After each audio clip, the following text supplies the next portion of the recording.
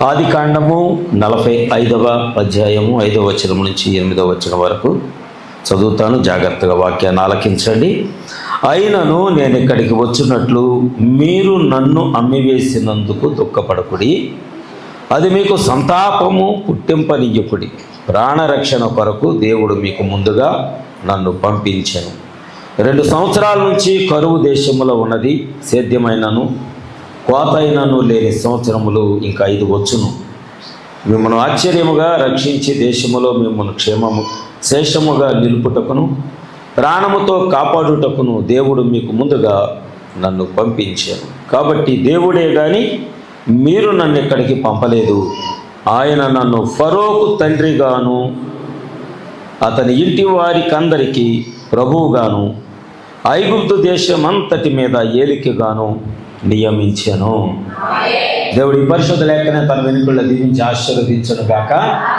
దయచేసి అందరూ కూర్చోండి. నిజంగా మాకు దేవుడు కావాలి, మాకు దేవుడు అవసరమై ఉన్నాడు అని అనుకుంటేనే రండి. అర్థమైందండి? మాకు ప్రార్థన కావాలి, దేవుడు కావాలి అని అనుకుంటే రండి. నేను బలవంతం చేయట్లేదు ఎవరిని. భక్తి ఎప్పుడు బలవంతంగా చేయకూడదు, భక్తి ఎప్పుడు స్వతంత్రంగా చేయాలి. ఆమేన్. బంధించి సంఖ్యలు వేసి భక్తి చేయించలేం, అది ఎవరైనా కావచ్చు. Praise the Lord. కనుక అందుకే నేను మీకు ఒక స్వతంత్రమైన మాట ఏం చెప్తున్నా అంటే, ఉదయకాల సమయంలో ఒకవేళ ఇక్కడ కలుసుకోలేకపోతే సాయంకాలమైన ప్రభువుని కలుసుకోవటానికి రండి. దేవునికి స్తోత్రం. కనుక ఈ ప్రార్థనా పత్రాలు ప్రార్థన అయిన తర్వాత మీకు అందించబడతాయి. ఇక్కడ ఉంటాయి, మీరు వచ్చి తీసుకొని లేదు ఎక్కడ ఉంటే సంఘ పెద్ద గారు ఎవరైనా అధ్యక్షత వహించిన వారు నిలబడతారు, ప్రశాంత్ గారు. మీరు వారిని అడిగి తీసుకొని మీరు రాసుకొని మీరు మీ బైబిల్లో పెట్టుకోండి. మీ బైబిల్లో పెట్టుకుంటే ప్రతిరోజు ఒక్కొక్క రోజు కొన్ని గుర్తు వస్తూ ఉంటాయి. ఒక్కరోజు అని గుర్తు రాకపోవచ్చు. నేను ఫస్ట్ 11 రాసుకున్నా, కానీ ఈరోజు 16 అయినాయి. అర్థమైందా? అంటే గుర్తొచ్చిన ప్రతిదీ ఈ పేపర్ మీద ఇలా రాసుకొని మనం ఏం చేయాలంటే చేపెట్టి ప్రార్థన చేయాలి. అప్పుడు దేవుడు తన కార్యాన్ని జరిగిస్తాడు. దేవునికి మహిమ కలుగును గాక. ఒక నిజమైన ఇప్పుడు మనకి ఒక్కోసారి కొంతమంది కలిసి విజయవాడ వెళ్తాము, ఎక్కడికి వెళ్తాం, ఆకలి వేస్తుంది. అప్పుడు వాళ్ళు అడుగుతారు భోజనం ఎక్కడ బాగుంటుందని. మనకు కనపడ్డ హోటల్ కల్లా మనం వెళ్ళాం, అవునా? అప్పుడు బాగా వాళ్ళలో తెలిసిన వాళ్ళు ఏమంటారంటే పలానా హోటల్ అయితే బాగుంటుంది. అది ఎక్కడ ఉంది? ఎక్కడి నుంచి మనకు ఒక అర్ధగంట టైం పట్టింది. అప్పటికి ఆకలి వేస్తూ ఉంటుంది. అయినా ఏ హోటల్లో తినకుండా ఎక్కడైతే రుచికరంగా ఉందో అక్కడికే వెళ్ళి తిని తృప్తిగా తిన్న తర్వాత వాళ్ళు అడుగుతారు బాగుందా, వంటలు బాగున్నాయా, ఇక్కడ కూరలు బాగున్నాయా, పర్లేదా, మళ్ళీ రావచ్చా అని తీసుకెళ్ళిన వాళ్ళు మనల్ని అడుగుతూ ఉంటారు. అలాగే అంతకంటే బైబిల్ చెబుతుంది, జుంటి తేనె ధారల కంటే వాక్యము మధురమైనది. మరి మధురమైన వాక్యము యొద్దకు మీకు మధురం మీకు దొరికితే ఈ మధురమైన స్థలములో అనేక మందిని మీరు నడిపించగలుగుతారు. ఆమేన్. అంటే ఈ వాక్యం మీకు మధురంగా ఉండాలి. మొదట ఇక్కడ ప్రకటించబడే వాక్యము మీకు నచ్చాలి. మీకు నచ్చితే ఖచ్చితంగా ఏం చేస్తారంటే మీరు దేవుని యొక్క సన్నిధికి మీరు నడిపించగలుగుతారు. మీకు నచ్చాలంటే మొదట సేవకుడు చెప్పేది మీరు విశ్వసించాలి. నేను రాత్రి ప్రవక్త చెప్పబడిన మాటల వర్తమానంలో ఏదో చదువుతూ ఉన్నాను. అక్కడ ప్రవక్త మాట చెబితే నేను దాని గురించి పెద్దగా పట్టించుకోలే. ఏంటి ప్రవక్త ఇలా చెప్పాడు అని అనుకున్నా. కానీ పొద్దున్నే నాకు ఆ వాక్యం దొరికింది. ప్రవక్త ఏమంటున్నాడు అంటే, నీ సేవకుడు నీ దైవజనుడు నీతో చెప్పిన విషయాలు నీ జీవితంలో జరగట్లేదు అంటే మొదట నీ కాపరిని నీవు నమ్మలేదు, మొదట నీ కాపరి యందు నీవు విశ్వాసం ఉంచలేదు. కాబట్టి ఆయన చెప్పే వాక్యాలు నీవు నమ్మటం లేదు. కాబట్టే ఆ వాక్యం నీ జీవితంలో కార్యం చేయట్లేదని ప్రవక్త ఒక వర్తమానంలో ప్రతి సడన్గా చూశాను, అండర్లైన్ చేసుకున్నా. కానీ సరే చదివి వదిలేశాను. కానీ ఇప్పుడు వచ్చేటప్పుడు దేవుడు ఒక వాక్యాన్ని నాకు చూపించినప్పుడు నిజమేనే అని అనిపించింది. ప్రవక్త చెప్పింది అబద్ధం కాదు, ప్రవక్త నిజమే చెప్పాడు అని. ఈరోజు నేను దాన్ని వాక్యంలో నేను మీకు తెలియచేయాలని నేను అనుకుంటున్నాను. Praise the Lord. ఈ మాట అయితే గుర్తుపెట్టుకోండి. సేవకుడు ఒక మాట చెప్పినప్పుడు నీ గురించి అయినా నీ కుటుంబం గురించి అయినా వాక్యములో ఉన్నటువంటి విషయాలు దేవుడి తెలియచేసిన విషయాలైనా మీకు తెలియచేసినప్పుడు సేవకుడు చెప్పిన మాట యందు లేదా సేవకుని యందు నీకు విశ్వాసం లేకపోతే, నీ సేవకుడిని నువ్వు నమ్మకపోతే దేవుని కార్యాలు మీ జీవితంలో రుచి చూడలేరు అని ప్రవక్త కూడా మాట్లాడుతున్నాడు. Praise the lord. రైట్, ఈరోజు నేను దేవుని యొక్క వాక్యంలోకి వెళ్ళడానికి ముందుగా మరొకసారి నేను 7, 8 వచనాలు, ఈ 2 వచనాల నుంచి ఈరోజు ఎక్కువ నేను ముందుకెళ్ళాలని నేను ఆశపడుచున్నాను. 7వ వచనము, ప్రాణముతో కాపాడుటకు దేవుడు మీకు ముందుగా నన్ను పంపించెను. కాబట్టి దేవుడే గాని మీరు నన్ను ఎక్కడికి పంపలేదు. ఆయన నన్ను ఫరోకు తండ్రిగాను అతని ఇంటి వారందరికీ ప్రభువుగాను ఐగుప్తు దేశమంతటి మీద ఏలికగాను నియమించాను. ఆమేన్. కొన్ని విషయాలు మీరు గుర్తుపెట్టుకోండి. మనం ఈ రోజున వాక్యంలోకి వెళ్ళడానికి ముందుగా అపోస్తుల కార్యములు 7వ అధ్యాయము, అందరూ బైబిల్ తీయండి. అపోస్తుల కార్యములు 7వ అధ్యాయము స్పీడ్గా తీయండి. ఎవరైనా 35వ వచనం చదవండి.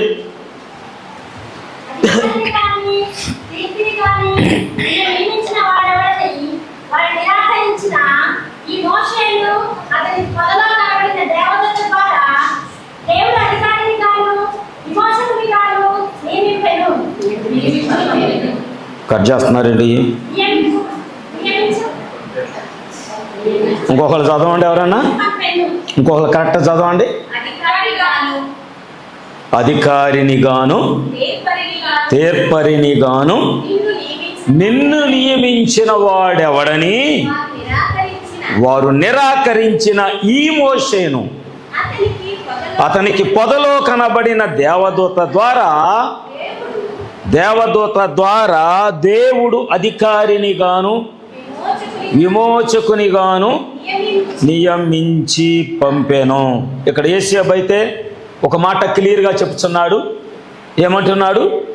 మీరు నన్ను ఎక్కడికి పంపలేదు, కానీ ఆమేన్, దేవుడే మీకు ముందుగా నన్ను పంపించాను. ఒక సేవకుడు కానీ ఒక ప్రవక్త కానీ మీ తలల పైకెత్తే వాక్యం అర్థమైంది. బైబిల్లో చూస్తే మీకేం అర్థం కాదు. రెండవది, రాత్రి కూడా ఎవరో కుటుంబారాధన అడిగారు. ప్రతి సంవత్సరం మనకి నవంబర్ నెలలో కుటుంబారాధనలు ఉండవు.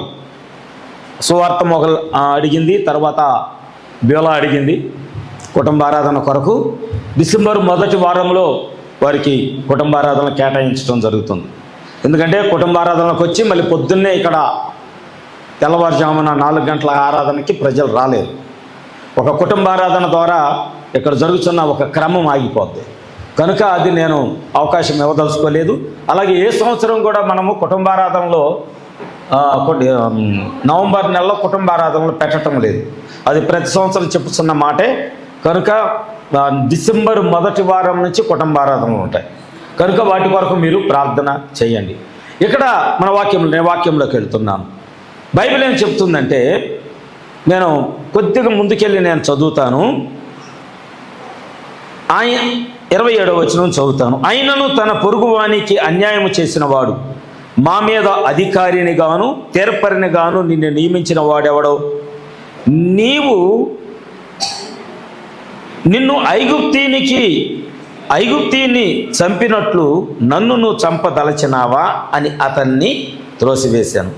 మోషే ఆ మాట విని పారిపోయి మిద్యాను దేశములో పరదేశీ అయి ఉండి అక్కడ 2 కుమారులను కనెను. జాగ్రత్తగా విందాం. 40 ఏండ్లైన పిమ్మట సినాయి పర్వతం ముందు ఒక పొదలో అగ్ని జ్వాలలో ఒక దేవదూత అతనికి అగపడెను. మోషే చూసి ఆ దర్శనమునకు ఆశ్చర్యపడి దాన్ని నిదానించి చూచుటకు దగ్గరికి రాగా. జాగ్రత్తగా విందాం. ఇక్కడ నేను పోయిన వారం దేవుడు మనకి యేసేపు గురించి మాట్లాడాడు. యేసేపు అన్య స్త్రీని వివాహం చేసుకున్నాడు. గుర్తుపెట్టుకోండి, యేసేపు. ఇప్పుడు ఇక్కడ మోషే కూడా కూషు దేశపు మిద్యాను దేశానికి చెందిన అన్యురాలునే నేను కంపారిజన్ చేస్తున్నాను. పోలిక యేసేపు, మోషే, అలాగే యేసుక్రీస్తు. ఈ 3 లైన్లోకి వెళ్దాం మనం. ఒకసారి ఆ లైన్లోకి వద్దాం. ఇక్కడ యేసేపు నిలబడి ఉన్నాడు. ఎవరో శబ్దాలు చేస్తున్నారు పెన్నలతో. ఇక్కడ యేసేపు నిలబడి ఉన్నాడు, ఇక్కడ మోషే నిలబడి ఉన్నాడు. జాగ్రత్తగా వినండి వాక్యాన్ని. ఇప్పుడు ఇక్కడ యేసేపుకి ఎంతమంది పిల్లలు? చాలాసార్లు వినలేదు మీరు? ఎఫ్రాయిము, మనష్షే. అవునా? వాళ్ళిద్దరి పేర్లు కూడా జీవగ్రంథంలో రాయబడ్డాయి. ఆమేన్. యోసేపు అన్యురాలను వివాహం చేసుకున్నాడు. ఇప్పుడు యోసేపు ఎక్కడున్నాడంటే ఐగుప్తులో ఉన్నాడు. ఆమేన్.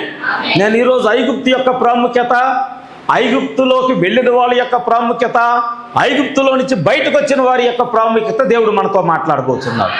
కనుక ఈ లేఖనాన్ని ఒక పిక్చర్గా మీరు దాన్ని అర్థం చేసుకోగలిగితే వాక్యం క్లియర్గా మీ కళ్ళకు కట్టినట్లు మీకు కనబడింది.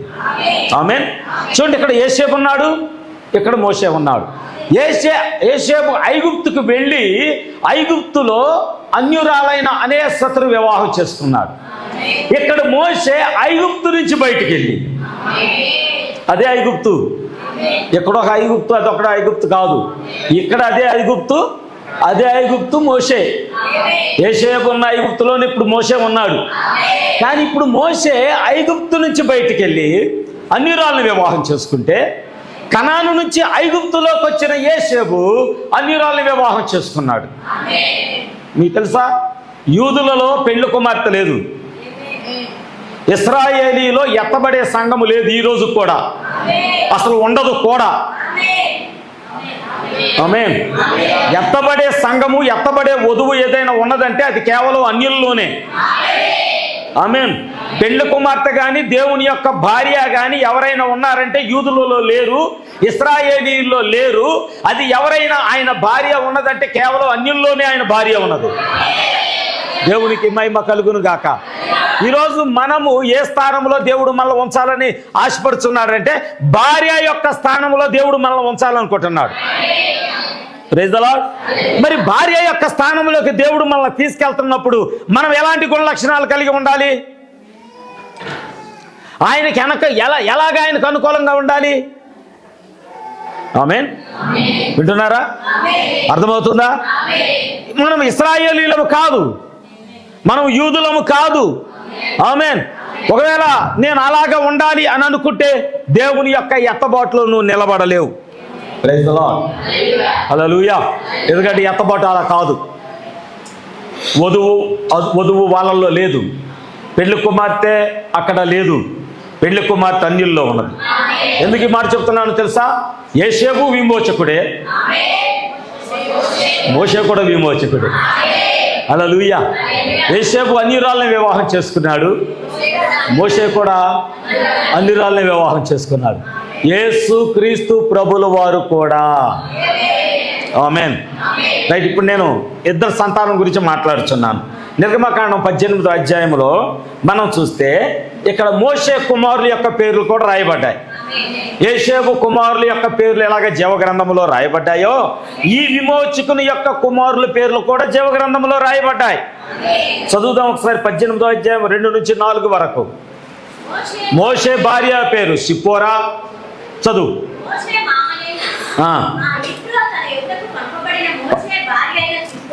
సిప్పోరాను ఇద్దరు కుమారులను తోడుకొని వచ్చాను. అతడు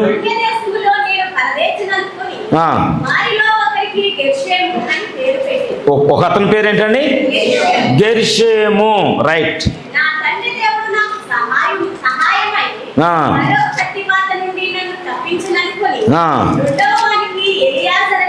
ఎలియాజర్ అని పేరు పెట్టాను. దేవుని సహాయము వలన శత్రువు చేతి నుంచి దేవుడు తప్పించాడు కనుక ఆ కుమారుడికి దేవ సహాయం అని పేరు పెట్టాడు. Praise the Lord. ఏం పేరండి? దేవ సహాయం అంటే ఎలియేజరు. అక్కడ ఉంది, కింద చదవండి మీరు, మీ కింద ఫుట్నోట్లో ఉంటుంది. ఏంటండి? దేవ సహాయం. మంచిది. ఇక్కడ ఈ ఇద్దరు పేర్లు మీరు గుర్తుపెట్టుకోండి. ఎందుకంటే దేవుడు మోషేకి ఇచ్చినటువంటి కుమారుల యొక్క పేర్లు అక్కడ మనం చూస్తూ ఉన్నాం. ఈ విషయాలు గుర్తుపెట్టుకోండి. అలాగే యోసేపు కూడా ఇద్దరు కుమారులు. అవునా? అతని కుమారుల పేరు, ఒకరి పేరేంటి? ఎఫ్రాయిము, మరొకరి పేరు. ఎందుకు చెప్తున్నానంటే పోలికలు. యేసుక్రీస్తు ప్రభుల వారికి యోసేపు పోలికగానే ఉన్నాడు, యేసుక్రీస్తు ప్రభుల వారికి మోషే కూడా పోలికగానే ఉన్నాడు. అయితే దేవుడు మోషేను ఐగుప్తు నుంచి దేవుడే మోషేను బయటకు పంపించాడు.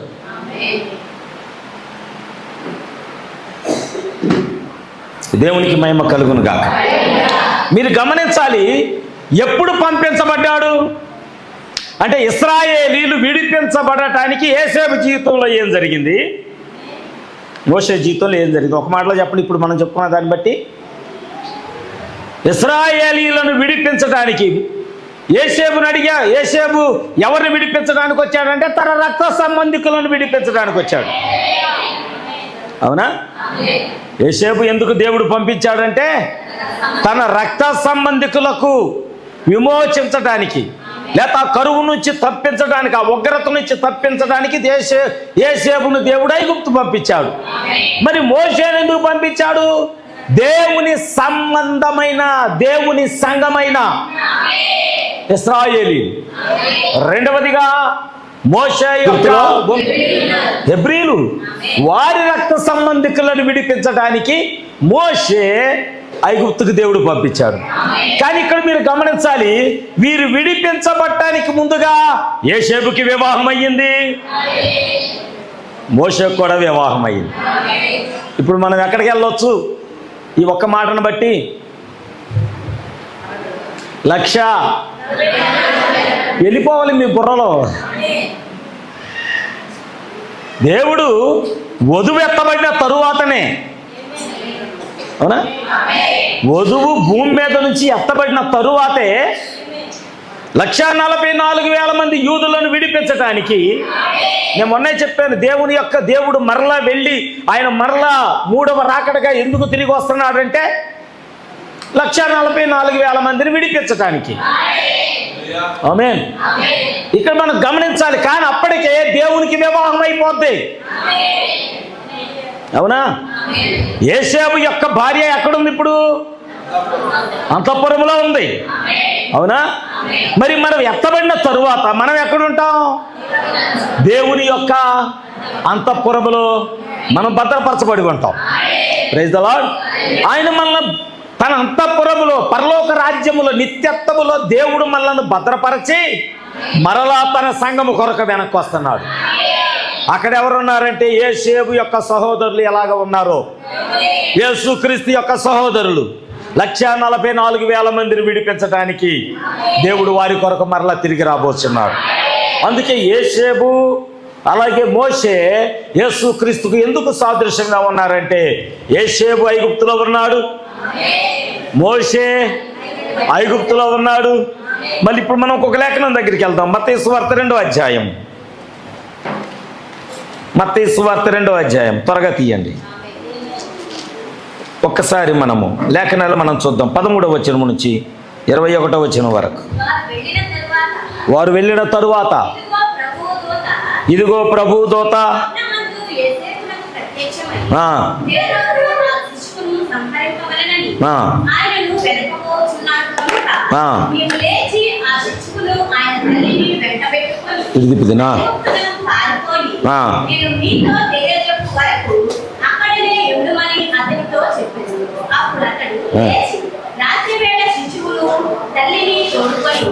ఐగుప్తులకు వెళ్ళి ఐగుప్తులో నుండి నా కుమారుని పిలిపించి అని ప్రవక్త ద్వారా ప్రభువు సెలవిచ్చిన మాట. పిలిపించి తిని కాదు, పిలిపించి తిని అంటానికి ఇద్దరు వ్యక్తులు ఉన్నారు అక్కడ. పిలిచి తిని అంటే నేను, పిలిపించి తిని అంటే ఎవరినో పంపి పిలిపించాను అని అర్థం. అవునా? ఇక్కడ దేవుని వాక్యం జాగ్రత్త చదవాలి, వాళ్ళ దగ్గర పెట్టుకున్నా. ఐగుప్తులో నుండి నా కుమారుని పిలిచి తిని అని ప్రవక్త ద్వారా ప్రభు సెలవిచ్చిన మాట హేరోదు మరణము వరకు. అక్కడ చాలండి. ఇక్కడ ఇప్పుడు చూడండి, యేసుక్రీస్తు ప్రభుల వారు పుట్టిన తర్వాత హేరోదు అనేవాడు, మీ అందరు తలలు ఇటు చూడాలి, బైబిల్ ఏముండదు. ఇక హేరోదు అనేవాడు ఆ కాలంలో, ఆ రోజుల్లో, యేసు ప్రభు పుట్టిన కాలంలో చిన్నపిల్లలందరినీ చంపడానికి పథకం పన్నాడు. ఎవడో? హేరోదు అనేవాడు. అప్పుడు ప్రవక్తల ద్వారా చెప్పబడిన వాక్య ప్రకారం ఐగుప్తులో నుంచి నా కీర్తనలో ఉంటుంది, అది ధర్మశాస్త్రంలో ఉంటుంది, ఐగుప్తులో నుంచి నా కుమారుడిని పిలిచి తిని అని ప్రవక్తల ద్వారా పలకబడిన లేఖనము నెరవేర్చబడటానికి దేవుడు పసిపిల్లవాడిగా ఉన్న యేసుక్రీస్తును ఐగుప్తులోకి నడిపించాడు. ఇప్పుడు నా క్వశ్చన్ ఏంటంటే, యోసేపు ఐగుప్తుకి వెళ్ళాడంటే ఒక అర్థం చెప్పేశాడు.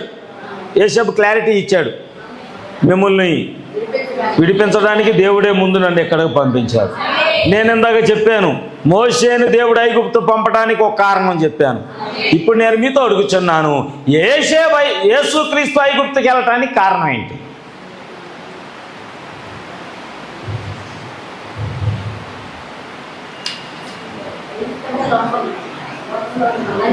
Very good, very good, very good. ఒకవేళ మీరు ఇశ్రాయేలీల గురించి చెప్తారేమో అని చూస్తున్నాను. ఎందుకంటే యోసేపు కాలంలోనే ఇశ్రాయేలీలు ఐగుప్తులో ఉన్నారు, మోషే కాలంలో మాత్రమే ఇశ్రాయేలీలు ఐగుప్తులో ఉన్నారు. కానీ యేసుక్రీస్తు కాలం వచ్చేసరికి ఐగుప్తులో ఇశ్రాయేలీలు లేరు. నమ్ముతారా? మరి ఎవరున్నారు అంటే, ఏ ఐగుప్తులో మనమున్నాం. ప్రైజ్ ది లార్డ్, హల్లెలూయా. దేవుని ప్రణాళికను మీరు చూడగలుగుతున్నారా? యోసేపు పంపబడ్డాడు, యోసేపు క్లారిటీ ఇచ్చేశాడు, 100% క్లారిటీ ఇచ్చాడు. మిమ్మల్ని విడిపించడానికి దేవుడే నన్ను ఇక్కడ పంపించాడు, మీరు నన్ను పంపలేదు అబ్బాయి.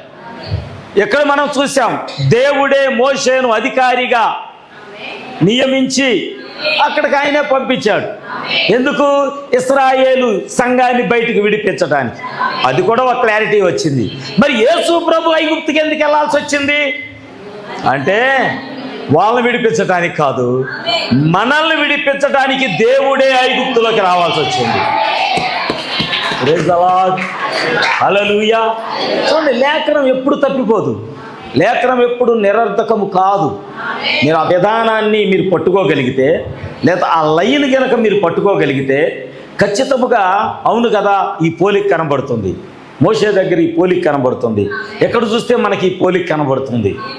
ఆమె అంటే లేఖనం ఒక లైన్లో వెళుతున్నప్పుడు అది ధర్మశాస్త్రమైనా, అది క్రొత్త నిబంధన అయినా.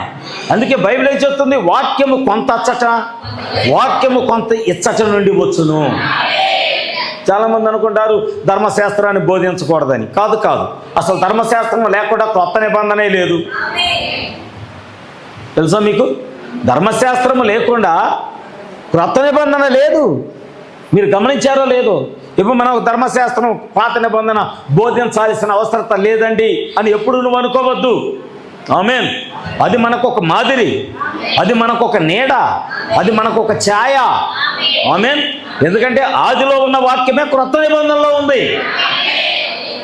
దాన్నే ఆ పదాన్నే కలుపుతూ యోహాన్ రాశాడు, ఆది యందు వాక్యం ఉండెను, వాక్యము దేవుడై ఉండెను, వాక్యము దేవుని యొద్ద ఉండెను, ఆ వాక్యమే దేవుడై ఉండెను. 14వ వచనం సరికి లింకు కలిపాడు, ఆ వాక్యమే శరీరధారి అయి. ఏ వాక్యము? వెలుగు కలుగును గాక అని పలికిన వాక్యము.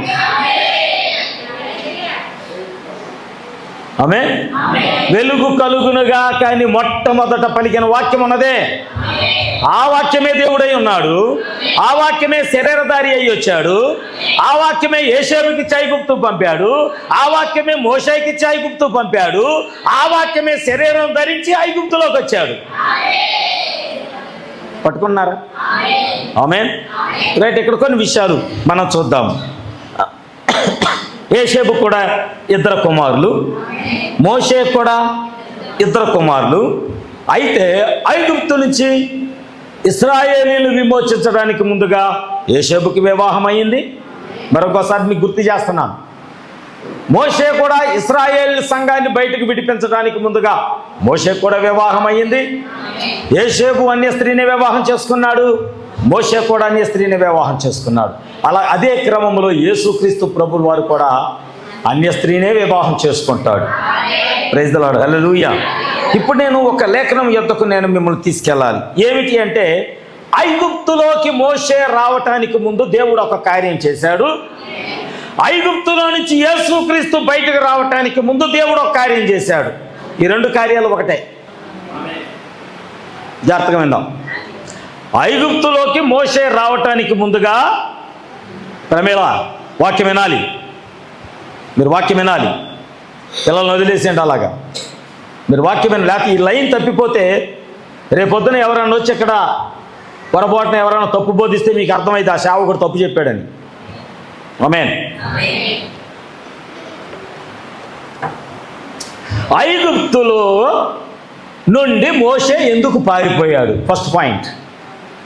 రెండవ ప్రశ్న, యేసుక్రీస్తును ఐగుప్తులకు ఎందుకు తీసుకెళ్లారు? ఈ రెండు ప్రశ్నలకు నాకు జవాబు చెప్పాలి.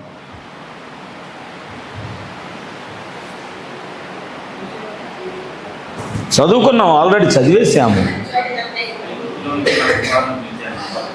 అవునండి, ఐగుప్తులో నుంచి అసలు నేను వేసిన క్వశ్చన్ ఏంటి? ఐగుప్తులో నుంచి యేసుక్రీస్తుని ఎందుకు బయటికి తీసుకొచ్చాడు? ఐగుప్తులోకి మోషేని తీసుకెళ్ళటానికి వీళ్ళిద్దరికి ఈ కార్యాలు జరగటానికి ముందు దేవుడు అద్భుతమైన చేశాడు. మనం చదువుకున్నాం కానీ మర్చిపోయాం. మొదటి చూద్దాము, లేఖనం దగ్గరికి వెళ్దాము. నిర్గమకాండం 4వ అధ్యాయంలోకి ఆల్రెడీ చదివాము. 2 వచనాలు మనం చదివాము. 2 వచనాలు మనం చదివాము. 4వ అధ్యాయము 19, 20 వచనాలు చదవండి.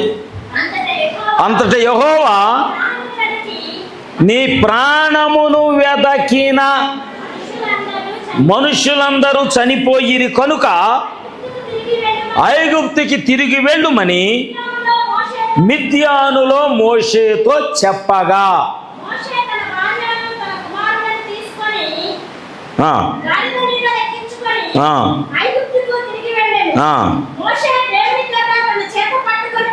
చాలు. 19వ వచనం ఏం జరిగిందండి? అంతటా యెహోవా నీ ప్రాణమును వెతికిన మనుషులందరూ చనిపోయిరి. ఐగుప్తులోంచి అసలు మోషే ఎందుకు పారిపోయాడు? ఒకరిని చంపితే ఆడేమన్నాడు? ఆడు ఒక మాట అన్నాడు.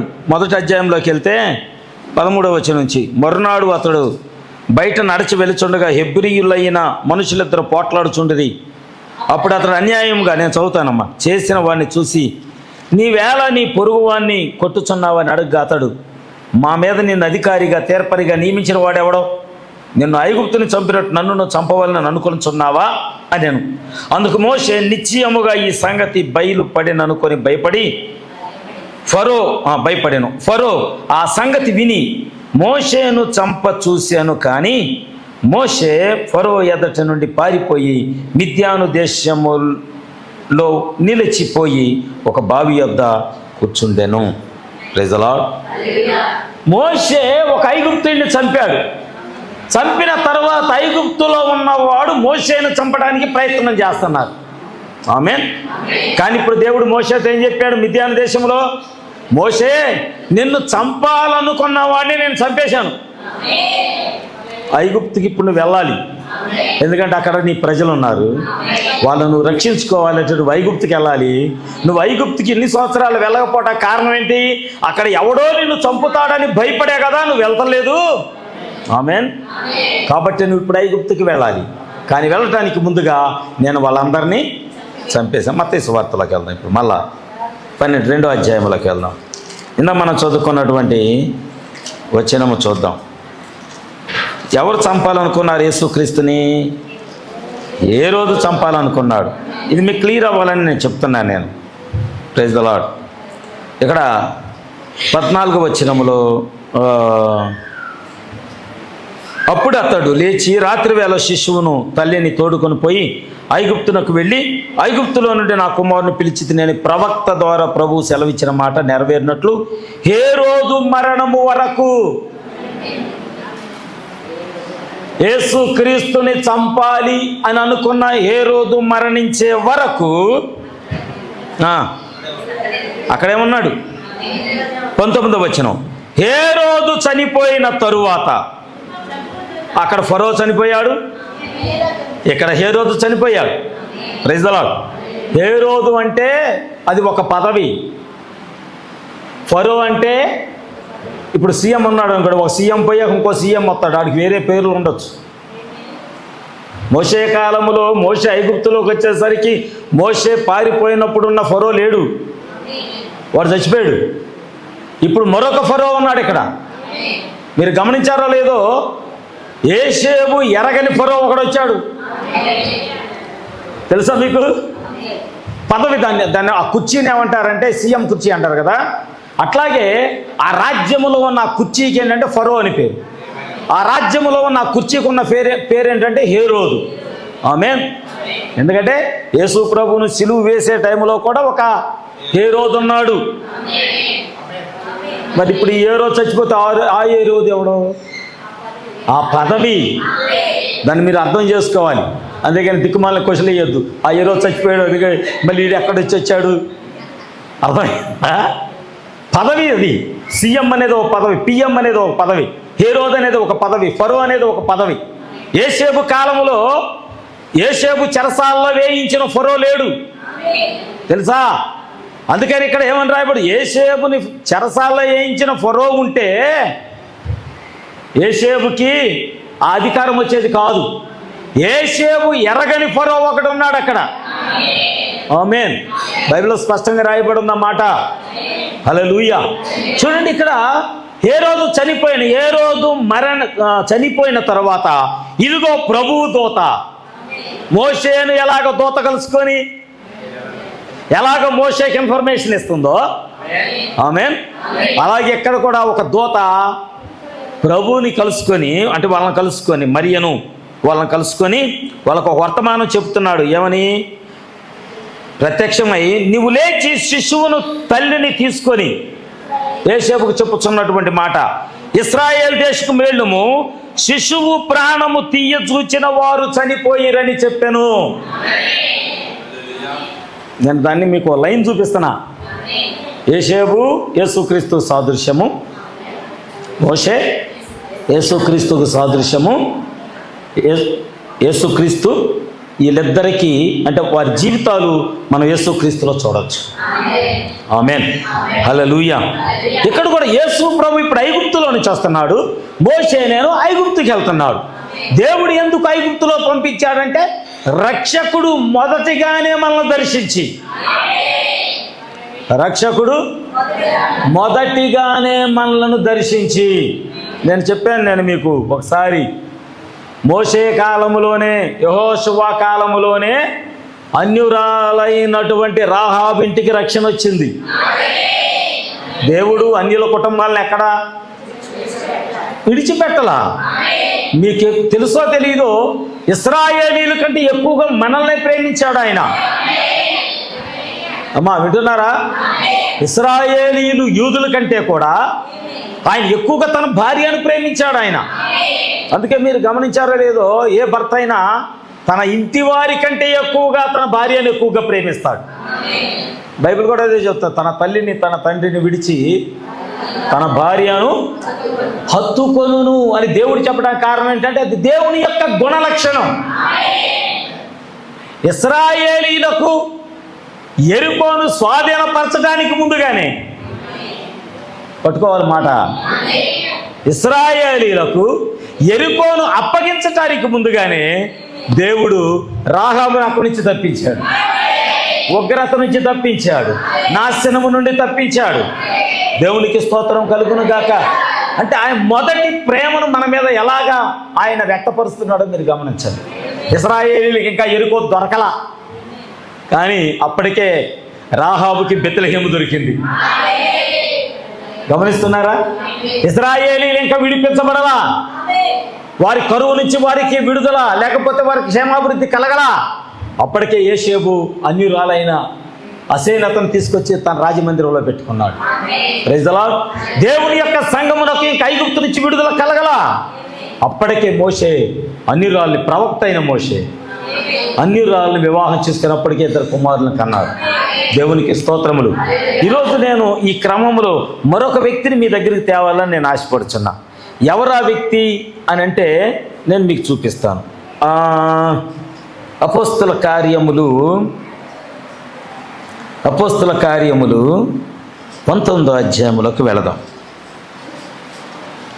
ఒక సేవకుని యొక్క పరిచర్య అన్యులను రక్షించటానికి దేవుడు ఎలాగా తన ప్రవక్తలను, అపోస్తులను, తన సేవకులను ఎలాగ పంపిస్తాడో ఇక్కడ మనం వాక్యంలో చూద్దాం. అర్థమవుతుందా వాక్యము? ఒకవేళ మీకు అర్థం కాకపోతే ఏదైనా జకే కథ చెప్పుకున్నాం. అర్థం కాని వాళ్ళు ఎవరు ఉంటే చెయ్యొద్దండి. ఆ లైన్ మాకు అర్థం కాలేదంటే మళ్ళీ చెప్తా. మీకు అర్థమైతే కనుక ముందుకు వెళ్దాం. ఎందుకంటే నేను పౌలు దగ్గరికి వెళ్ళే ముందు చాలా కథ ఉంది ఇక్కడ, చాలా కథ చెప్పాలి నేను.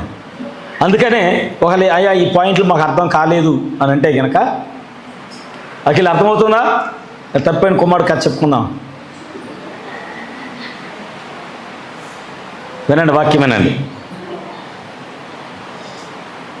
మొదట మనం ఏం చేయాలంటే సేవకుడు చెప్పే మాటలు నమ్మాలి. ఆ లేఖను కూడా మీకు క్లియర్ చేస్తాను. నేను చెప్పే కదా, ప్రవక్త నాకు ఒక రాత్రి వాక్యం చదివినప్పుడు నాకు అర్థం కాలేదు, కానీ తర్వాత వాక్యం దగ్గరికి వెళ్ళినప్పుడు అందులో చూసినప్పుడు నాకు అర్థమైందని. నిర్గమకాండం 14వ అధ్యాయము మీరు తెలుసుకోవాలని, ఈ లేఖనం తెలుసుకుంటే సేవకుడు చెప్పింది నిజమే. నిర్గమకాండము 14వ అధ్యాయం తీయండి, 57వ పేజీ తీసారా? 31వ వచనం నేను చదువుతాను, వినండి. ఏంటమ్మా మల్లేశ్వరి, ఏమనుందా? ఏమన్నా అడా ఉంటే చెప్పండి. లేదుగా? Right, okay.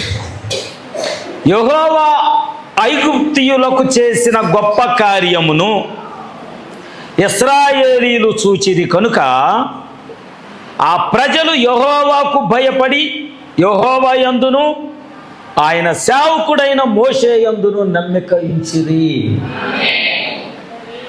ఇది పర్ఫెక్ట్ లేఖనం. ఇది అంటే నువ్వు సేవకుడిని నమ్మాలి. సేవకుడిని నమ్మకపోతే ఈ వాక్యాన్ని నువ్వు నమ్మవు. చూడండి, నేను ఇదివరకు కూడా ఒక మాట చెప్పా. ఒక వ్యక్తి మాటలు నీకు నచ్చుతున్నాయి అంటే ఆ మాటలు నచ్చటానికి ముందుగా ఆ వ్యక్తి నీకు నచ్చాడు అని అర్థం. ఇప్పుడు చలమయ్య మాట్లాడుతున్నాడు అనుకోండి, చలమయ్య మాటలు నాకు నచ్చాలి అంటే మొదట చలమయ్య నాకు నచ్చాలి. లేదా నా మాటలు చలమయ్యకి నచ్చాలంటే మొదట నేను చలమయ్యకి నచ్చాలి. అవునా? ఇప్పుడు చలమయ్య చాలా గొప్పవాడు, కానీ నాకు నచ్చలా. అది చెప్పే మాటలు నచ్చుతాయా? వాక్యం యొక్క క్రమం కూడా అలాంటిది. సేవకుడు మీకు నచ్చితే సేవకుడు మాట మీకు నచ్చింది. సేవకుడు మీకు నచ్చలేదు అనుకోండి, చెప్పింది తింటారు, గేటు దాటే లోపల దులిపేసుకొని పోతారు. తర్వాత మళ్ళీ అడ్రస్ ఉంటుంది, ఆదివారం మళ్ళీ కనబడతారు. Praise the Lord. అందుకే నా లేఖనం యొక్క ఆధారం మీకు చూపించాను. వాళ్ళంటే దేవుని యందును అతని సేవకుడైన మోషే యందును. ఈ మాట బాగా గుర్తుపెట్టుకొని ప్రతి వారం గుర్తు చేసుకోండి. రైట్, ఇక్కడ నేను అపోస్తుల కార్యములు 9వ అధ్యాయంలోకి వస్తున్నాను. ఇక్కడ నేను ఒక సేవకుడిని నేను మీకు చూపించాలి. ఎవరు ఈ సేవకుడు అంటే, సంఘకాలాలు మనకున్నాయి తెలుసా? 7 సంఘకాలాలు. ఆమేన్. 7 సంఘకాలాల్లో మొదటి సంఘకాలం ఏమిటి చెప్పాలి గట్టిగా? ఈ పిల్ల ఎవరమ్మా? ఈ పిల్లని బయటికి తీసుకెళ్ళిపోండి. ఈ పిల్లని. ఇందాక నుంచి ఇక్కడే ఆడుతుంది. నా కళ్ళ ఎదుట అలాంటి కథ లేకుండా ఉండకూడదు. తీసుకెళ్ళిపో బయట. వాళ్ళ నాన్న ఉంటే వాళ్ళ నాన్నకి ఇచ్చే. అక్కడ వాక్యం వింటలేదు అసలు. ఆ వాక్యం, ఈ పిల్ల కూడా వాక్యం వింటలే. ఆ పిల్లతో చుట్టమే సరిపోతుంది. నేను క్వశ్చన్ వేస్తే చెప్పలేరు వాళ్ళు. ఆ లైన్ అక్కడ వదిలేసామ్మా, బయటకు వదిలేసి తలిపేసి లోపల బయట ఉంది. అందరు ఎక్కడే ఉన్నారా? Praise the Lord. ఎక్కడున్నా? సో అంటే గ్యాప్ వస్తే లింక్ పోద్ది. ఆ ఆలోచన, సేవకుడు ఆలోచనలోకి వస్తున్న ఆ ఫ్లోటింగ్ ఏమైందంటే, కళ్ళ ఎదట పిల్లలు మనుషులు తిరుగుతూ ఉంటే ఆ ఫ్లోటింగ్ వెళ్ళిపోద్ది. అందుకే మన పిల్లల్ని మనం క్రమంలో ఉంచుకోవాలి. వాక్యం జరిగేటప్పుడు, ఆరాధన చేసేటప్పుడు మన పిల్లల క్రమశిక్షణలో ఉండాలి. Praise the Lord. అది మొదట మనం ఇంట్లో నేర్పుకోవాలి. వాక్యాన్ని నేర్పుకోవాలి. మందిరానికి వచ్చేటప్పుడు పిల్లలకు చెప్పుకోవాలి. చర్చిలో అల్లరి చేయొద్దు, చర్చిలో అటు ఇటు తిరగవద్దు, ప్రార్థన అయ్యే వరకు కదలొద్దు. ఇదంతా ఒక క్రమం. ఎందుకంటే పరిశుద్ధాత్మ 10 నిమిషాలు మాట్లాడుకున్నాం. 11 అయింది. 10 నిమిషాలు మాట్లాడుకొని ఎక్కడి నుంచి వెళ్తాం. ఎందుకంటే చివరిగా నేను పౌలు గురించే నేను చెప్పాలనుకుంటున్నాను. ఈ క్రమంలో దేవుడు 7 సంఘకాలాల్లో మొదటి సంఘకాలానికి దేవుడు ఒక ప్రవక్తను పంపించాడు. మొదటిగా పంపబడిన ప్రవక్త. మనుషులు పంపలా. ఇది గుర్తుపెట్టుకోవాలి. ఈ మాట చెప్పడానికి మోషేను ఇశ్రాయేలీలు పంపలా. వెళ్ళి మనవాళ్ళు ఉన్నారు, వెళ్ళి ఇడిపించురా అని. యేషేబును దేవుడే ఆయనే చెప్పాడు ఆ సాక్ష్యం. మీరు నన్ను పంపలేదురా బాబు ఇక్కడికి, మీరు నా ఎళ్ళ చేసిన దాని గురించి మీరేమి బాధపడద్దు, దేవుడే నన్ను పంపించాడు ఇక్కడికి మీకు అంటే ముందుగా. ఆమేన్. యేసు యొక్క సాక్ష్యం స్ట్రాంగ్గా ఉంది, అలాగే పౌలు యొక్క సాక్ష్యం కూడా చాలా స్ట్రాంగ్గా ఉంది. ఇప్పుడు ఇక్కడ అపోస్తుడైన పౌలు యొక్క సాక్ష్యం, గలతీయులకు రాసిన పత్రిక మొదటి చదువుకొని తర్వాత మనము ముందుకు వెళ్దాం. 12 నుంచి 19 వరకు. మనుష్యుడి వలన దాన్ని నేను పొందలేదు, నాకెవడనూ దాన్ని బోధింపలేదు, కానీ యేసుక్రీస్తు బయలుపరచుట వలననే అది నాకు లభించినది. పూర్వమందు యోధా మతస్థుడై ఉన్నప్పుడు నేను దేవుని సంఘమును అపరిమితముగా హింసించి నాశనము చేయొచ్చు. నేను ఇక్కడ క్వశ్చన్ వేస్తాను, నా జవాబు చెప్పాలి. చాలామందికి తెలిసే ఉంటుంది, బోధించే వాళ్ళకు కూడా తెలిసే ఉంటుంది. అపోస్తుడైన పౌలు ఎవరికి బాప్తిసాలు ఇచ్చాడు? ఏమండి? యోహాన్ సిస్టర్స్కా, యోహాన్ శిష్యులకా?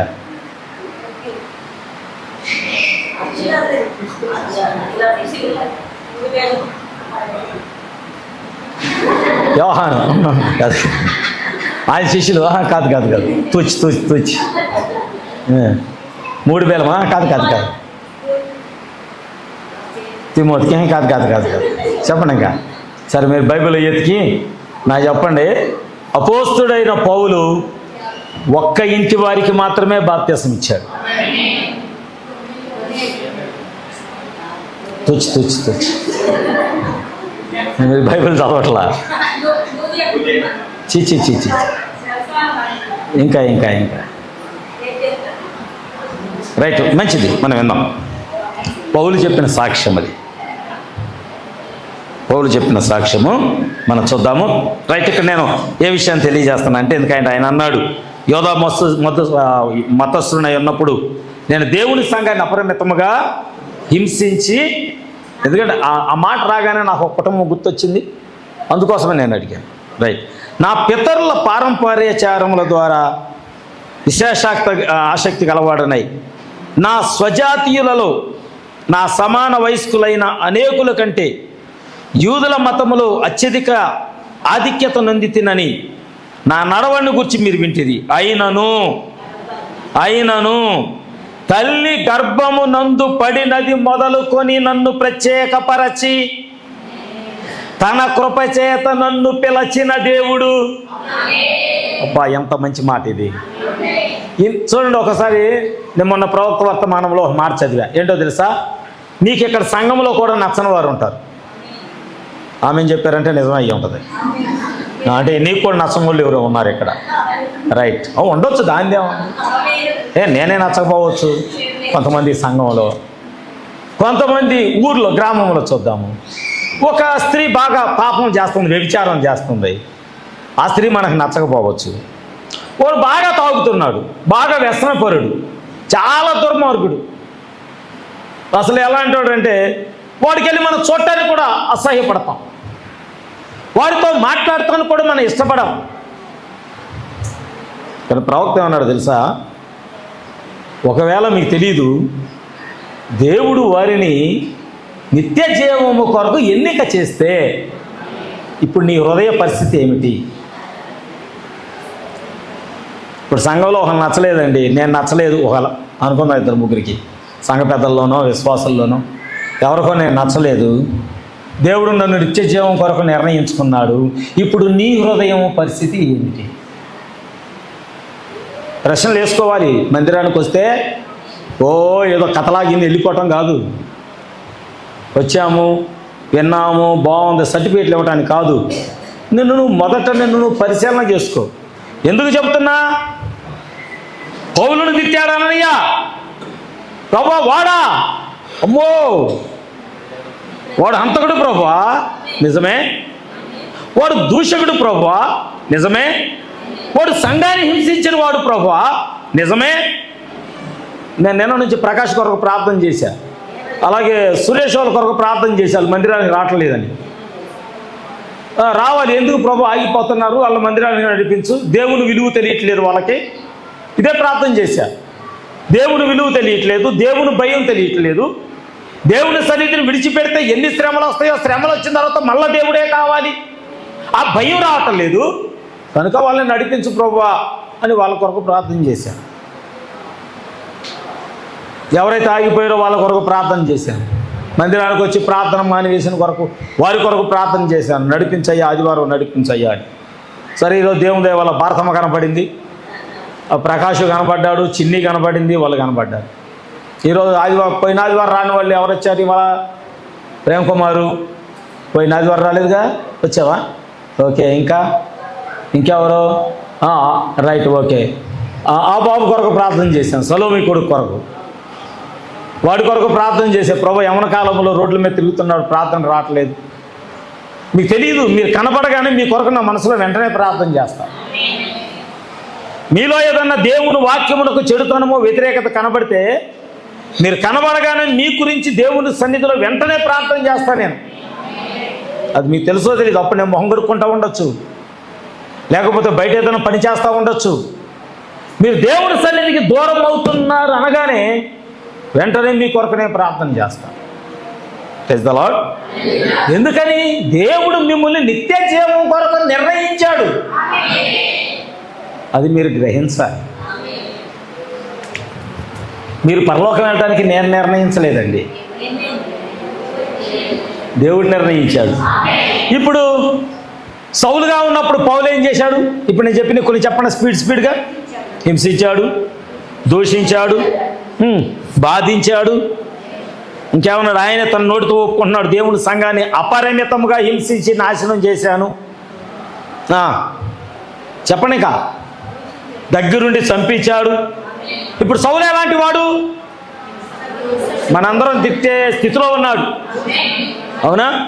మనందరము తిట్టే స్థితిలో ఉన్నాం. ఆల్రెడీ అననీయ ఒక సాక్షే, ప్రభు ఆడు పెద్ద దుర్మార్గుడు, మంచోడు కాదు, చెడ్డవాడు, దుర్మార్గుడు, తిరుగుబోతు అని మన హృదయంలో కూడా కొందరి గురించి అలా అనుకోవచ్చు. కానీ పౌలుగా మారిన తర్వాత పౌలు చెప్పిన సాక్ష్యం ఏంటో తెలుసా?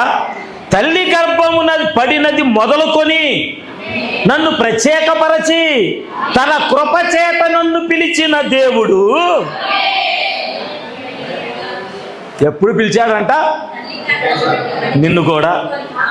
ఒకవేళ ఇప్పుడు నువ్వు నీ కుటుంబానికి నువ్వు వ్యతిరేకంగా ఉండొచ్చు, ఏమో తల్లి గర్భంలో పడక మునిపే దేవుడిని పిలుచుకొని ఉండొచ్చు. ఆమేన్. ఒకవేళ మీకు నేను నచ్చకపోవచ్చు, నా తల్లి గర్భంలో ఉన్నప్పుడే దేవుడు నన్ను పిలుచుకొని ఉండొచ్చు. దానికి ఎక్కడ మా అమ్మ సాక్ష్యము. ఎందుకంటే నా గర్భంలో ఉన్నప్పుడే నన్ను చంపాలని చూసింది ఆమె. ఇప్పుడు కూడా చంపుతున్నారు, ఆల్రెడీ చంపేశారు. కనుక తల్లి గర్భంలో ఉన్నప్పుడే నాకు సమాధి తవ్వింది మా అమ్మ. ఆల్రెడీ మీకు తెలుసు, నన్ను ఆల్రెడీ చేశారు సమాధి. కనుక మీ దృష్టిలో నేను ఒక పనికిరాని వాడిగా, పనికిమాలిన వాడిగా ఉండొచ్చు. నా తల్లి గర్భంలో ఉన్నప్పుడే నేను చావకుండా నన్ను ప్రత్యేకపరుచుకున్న దేవుడు. ఆమేన్. ఈ రోజున బ్రతికి మీకు ఇలాగ వాక్యం చెప్పడానికి దేవుడు నన్ను నిలబెట్టుకున్నాడు. ఆమేన్. దీన్ని బట్టి మీరు గమనించాలి, మీరందరూ నన్ను ఎన్నుకోలేదు. మీరందరూ నన్ను ఎన్నుకొని ఇక్కడ మీరు నన్ను నిలబెట్టలేదు. నా తల్లి గర్భంలో ఉన్నప్పుడు పౌలు యొక్క సాక్ష్యాన్ని ఈరోజు నా జీవితంలో నేను చూడగలుగుతున్నా. అది ఇక్కడ చాలామంది నా బిడ్డలు కూడా తెలియకపోవచ్చు, మా డాడీని మా నాయనమ్మ చంపాలనుకుందా అని. చూడండి, అదే చెప్తున్నాను. ప్రత్యక్ష సాక్ష్యాన్ని చెప్పిన మాట కూడా కారణం అదే. ఎందుకంటే గర్భఫలం వద్దనుకుంది, రకరకాల మందులు తింది. నా తండ్రి నన్ను బ్రతికించాలనుకుంటున్నాడు, మమ్మేనో నా కడుపులో ఆమె కడుపులో నుంచి శిశువును తీసేయాలి అని అనుకుంటుంది. మధ్యలో దేవుడు నిలబడ్డాడు, మధ్యలో దేవుడు నిలబడ్డాడు. అందుకేనేమో నాకు తెలియదు, నేను వాక్యం దగ్గరికి వచ్చేసరికి నేను నా తల్లిని చూడడం, నా పిల్లలని చూడడం, నా భార్యను చూడడం, నా ఇంటి వారిని చూడడం, సంఘమని చూడడం. నేను నిలబడితే దేవుని కొరకే నిలబడతా. ఎక్కడికెక్కడ నేను చనిపోయినా సరే నేను నా దేవుని కొరకే నిలబడతా. మీరందరికీ నేను నచ్చకపోయినా సరే నేను దేవుని కొరకే నేను నిలబడతా. ఆమేన్. ఎందుకంటే పౌలుగా మారిన తర్వాత పౌలుని అందరూ రాళ్లతో కొట్టడం ప్రారంభించారు. కొరడాలు తీసుకొచ్చారు పౌలు కొడతానికి. ఆయన అన్నాడు, నేను క్రీస్తు అంతటి వాడిని కాను. 40 దెబ్బలు తినడానికి యూదుల ఆచారం ప్రకారం 40 కొరడా దెబ్బలు తినడానికి నేను క్రీస్తు అంతటి వాడని కాను.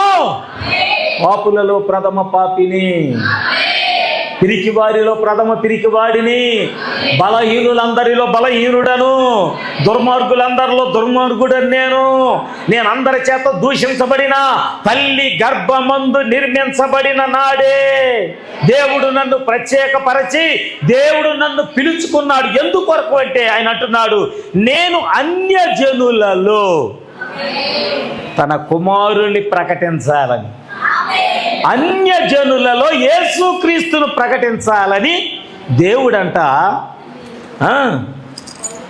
పౌలు యందు తన్ను తాను దేవుడు ప్రత్యక్షపరుచుకున్నాడు. ఆమేన్.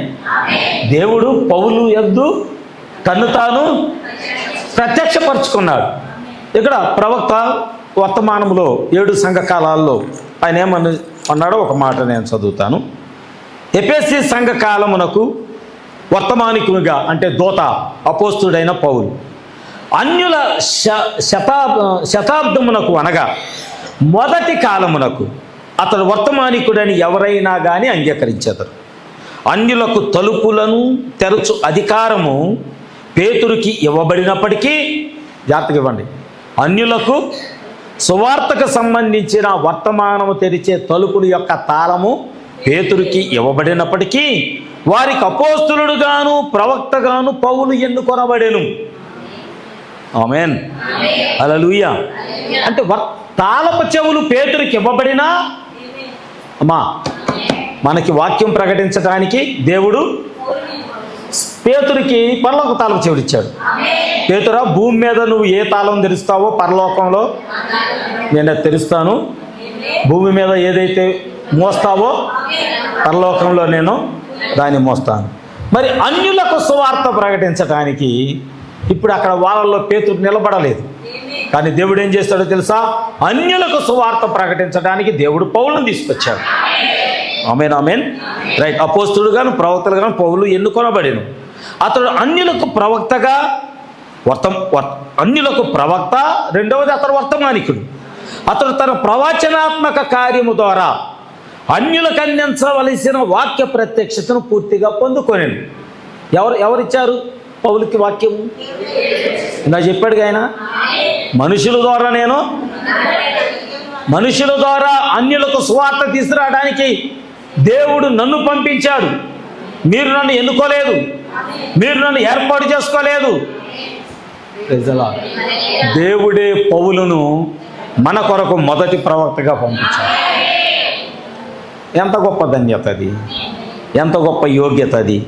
ఆమేన్, హల్లెలూయా. అందుకని ఇక్కడ పౌలు ఏమంటున్నాడంటే,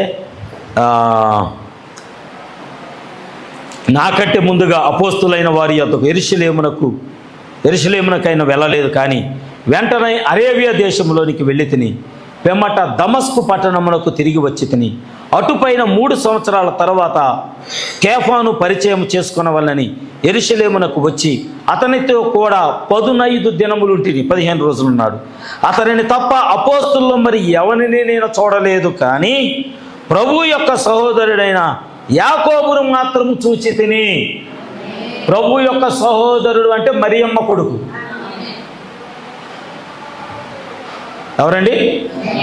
మరియమ్మ కొడుకైన యాకోబును మాత్రం చూశాడు ఆయన.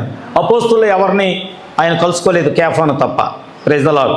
కేఫా అంటే ఎవరంటే పేతురు. ఆమేన్. రైట్. ఇక్కడ మరొక వచనం చూపిస్తా. రోమ 11:13 ప్రవక్త చెప్పినటువంటి మాట, అన్యజనులకు మీతో నేను మాట్లాడుచున్నాను, నేను అన్యజనులకు అపోస్తులుడనై ఉన్నాను, నా పరిచర్యను గణపరచుచున్నాను. దేవునికి స్తోత్రములు. రోమ 11:13 అన్యజనులకు నేను మీతో మాట్లాడుచున్నాను, నేను అన్యజనులకు. వాక్యం క్లియర్ వచ్చిందా? 7 సంఘకాలాలకి మొదటి సంఘకాలానికి పంపబడిన ప్రవక్త, వర్తమానికుడు, అపోస్తులుడు పౌలే. ఆమేన్. ఈ పౌలు దేవుని యొక్క వాక్యాన్ని, ఆయన పరిచర్యని ఎలా గణపరుస్తున్నాడంటే దేవుడు పౌలు ద్వారా తను తాను ప్రత్యక్షపరుచుకుంటున్నాడు. ఐగుప్తులోకి పంపబడిన మోషే ద్వారా దేవుడు తను తాను ప్రత్యక్షపరుచుకుంటున్నాడు. ఆమె ఎందుకంటే మోషే వెళ్తా దేవుని కర్రను చేతి పట్టుకొని వెళ్ళాడు. మోషే చెప్పాడంటే మోషే చేతిలో దేవుని కర్ర ఉంది. ఈగలు రావాలంటే కర్ర పైకి ఎత్తగానే ఈగలు, కప్పలు రావాలి. మనం చూశారుగా, మనం చూసారా కప్పలు పడ్డాయి ఏదో దేశంలో, మొత్తం దేశం నిండా కప్పలు పడ్డాయి. మొన్న ఒక దేశంలో మొత్తం చేపలు పడ్డాయి. మొన్న ఒక దేశంలో మొత్తం పిచ్చుకలు పడ్డాయి, పైనుంచి నేల రాలిపోతున్నాయి. నేను అనుకున్నా మోసే కాలంలో కూడా ఇలాగే జరిగింది. దేవునికి స్తోత్రములు. ఎందుకు నేను ఈ మాటలన్నీ దేవుడు మనతో చెప్తున్నాడంటే మనల్ని రక్షించటానికి కూడా, మనల్ని విడిపించటానికి కానీ దేవుడు మనం కోరుకుంటే రాలా. యేసుక్రీస్తు మనం కోరుకుంటే రాలా. Praise the lord.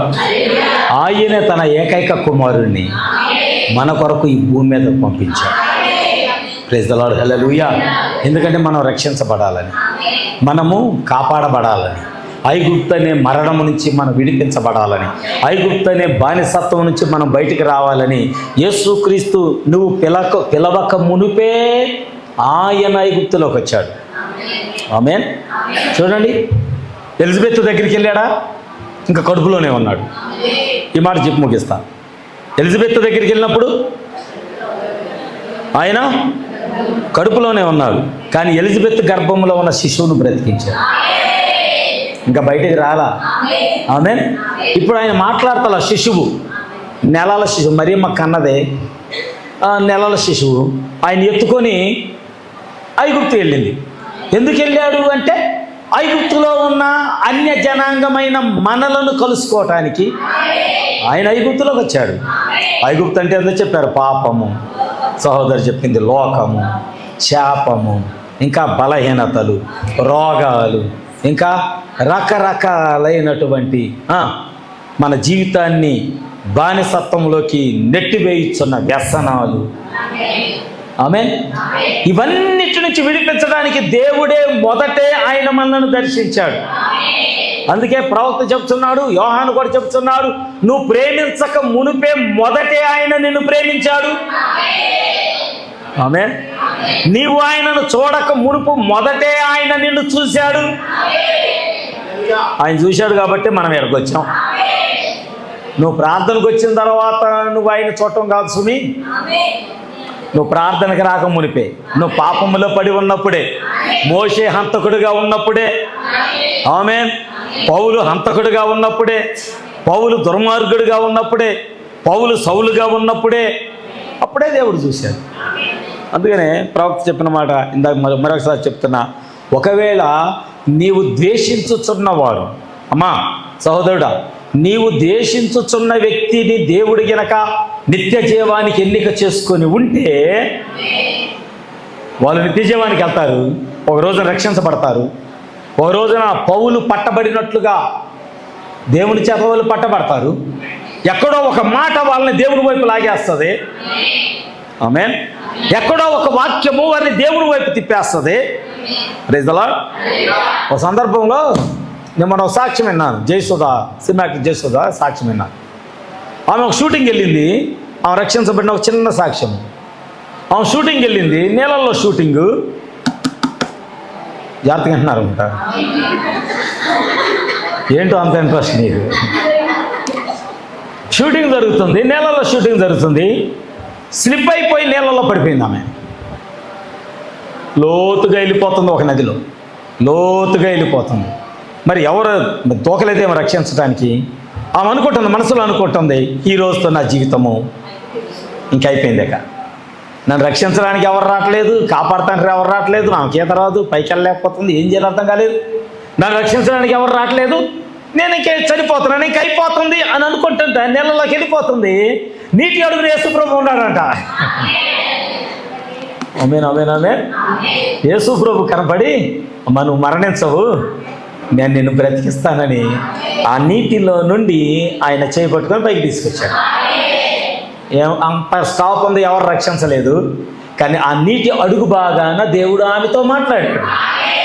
ఇప్పుడు మనం అనుకుందాం, ఆమె వ్యభిచారి, ఆమె పాపత్వరాలు, ఆమె సినిమా యాక్టరు, లేకపోతే ఇంకా పలానా పలానా పలానా పలానా రకరకాలుగా ఒక వ్యక్తి గురించి మనం చెడ్డగా మాట్లాడుకుంటూ ఉంటారు లోకములో. అవునా? రిజలా రకరకాలుగా పాపత్వరాలు, లేకపోతే ఇంత డ్యాన్సరు, అట్లా ఇట్లా ఇట్లా అట్లా. కానీ నిత్య జీవం కొరకు ఆమె ఎన్నిక చేయబడిందని దేవుడికే తెలిసింది. ఇక్కడ ఉన్న వాళ్ళు ఎవరైనా పాపులుగా ఉండొచ్చు, ఇక్కడ ఉన్న వాళ్ళు ఎవరైనా ఇంకా అలాంటి లోకంలో జీవిస్తూ ఉండవచ్చు. ఒకవేళ దేవుడు నిన్ను నిత్య జీవం కొరకు ఎన్నిక చేసుకుని ఉంటే మనం ఏం చేయాలంటే ఈ రోజున దేవుని చేత నిత్య జీవంలోకి ఎన్నిక చేయబడిన వారిని మనం ప్రేమించాలే తప్ప మనము ద్వేషించకూడదు. ఇప్పుడు యేషేబుని అన్నలు ఏం చేశారు? ముద్దు పెట్టుకున్నారు. మరి చెప్పండి స్పీడ్గా. అన్నం పెట్టారు, కొత్త వస్త్రాలు కొనిచ్చారు, దెబ్బ తగలకుండా చుట్టూత కవచంలా కాసుకొని కూర్చున్నారు.